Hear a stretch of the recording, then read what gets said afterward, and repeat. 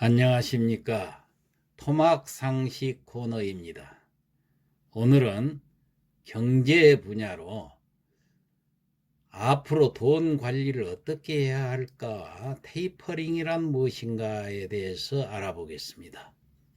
지금 시중에 돈이 마르는 긴축 시대가 왔습니다.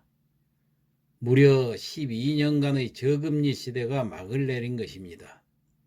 우리나라는 이미 금리 인상의 길로 접어들었고 영국이나 캐나다, 뉴질랜드 등도 금리를 올리고 있습니다.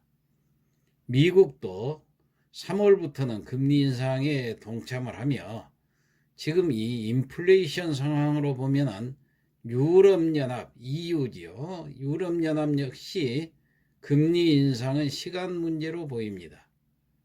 보통 돈이 넘치는 시기를 완화의 시대라고 하죠.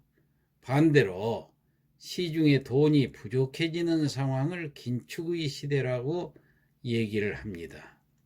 그런데 이 긴축에도 단계가 있습니다.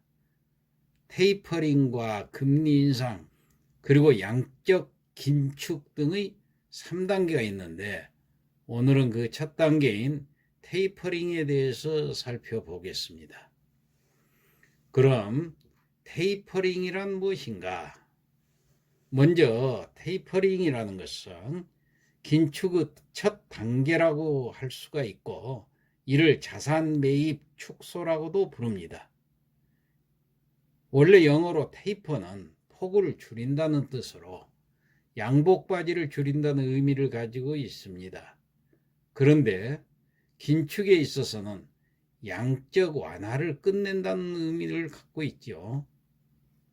미국은 지난 2008년 말 세계 금융위기 이후 이를 막기 위해서 2009년부터 양적 완화, 이걸 QE라고 그래요.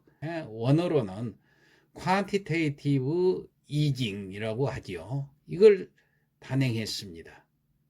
이 양적 완화는 무작정 돈을 찍는 것이 아닙니다. 중앙은행인 연방준비제도 이사회, 이걸 연준이라고 그러죠. 이 연준에서 시중 국채나 회사채, 부동산 관련 주택저당증권, 그걸 MBS라고 그러는데 이러한 것들을 매입을 하고 이만큼 돈을 매입한 만큼 찍어서 시중에 공급한다는 것을 말합니다. 이게 바로 양적 완화예요. 이를 통해서 미국은 2009년 이후 8조 달러에 육박하는 돈을 풀었던 것입니다. 이를 통해서 고용이 좋아졌고 자산시장은 급등을 했고 드디어 인플레이션이 나타나기 시작을 했습니다. 그래서 먼저 긴축 정책으로 테이퍼링을 시작을 한 것입니다. 미국은 그동안 매달 1200억 달러 규모의 국채하고 그리고 MBS, 주택저당증권이라고 그랬죠. 이 MBS를 사주고 이만큼의 돈을 풀었습니다.